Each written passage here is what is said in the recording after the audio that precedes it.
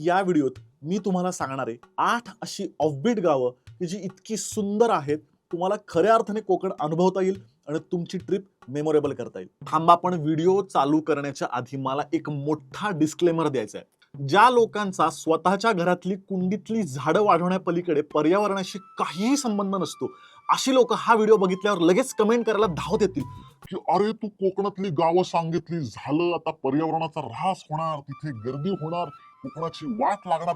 का लोकांना सांगतोय? शांत राहू देत नाही ती गावं, जगू दे ना तिथल्या लोकांना. तर मला या अशा 150 लोकांना असं सांगायचं आहे की याच्या इतका मूर्खपणा दुसरा कुठलाही नाही. मला कायम असं वाटतं की आपण स्थानिक पर्यटनाला प्रोत्साहन दिलं पाहिजे, तर इथे व्यवसाय वाढेल, इकॉनॉमी डेव्हलप होईल. हाच विचार जर केरळ, गोवा, राजस्थान अशा राज्यांनी केला असता तर पर्यटनामध्ये त्यांनी एवढे पैसे कमवलेच नसते. मला कायम असं वाटतं की कोकण हे फक्त भारताच्या नाही तर जगाच्या नकाशावर पर्यटनासाठी गेलं पाहिजे. त्यासाठी आपणच कोकणाचे ब्रँड अँबॅसेडर होऊन आपण कोकण प्रमोट केला पाहिजे.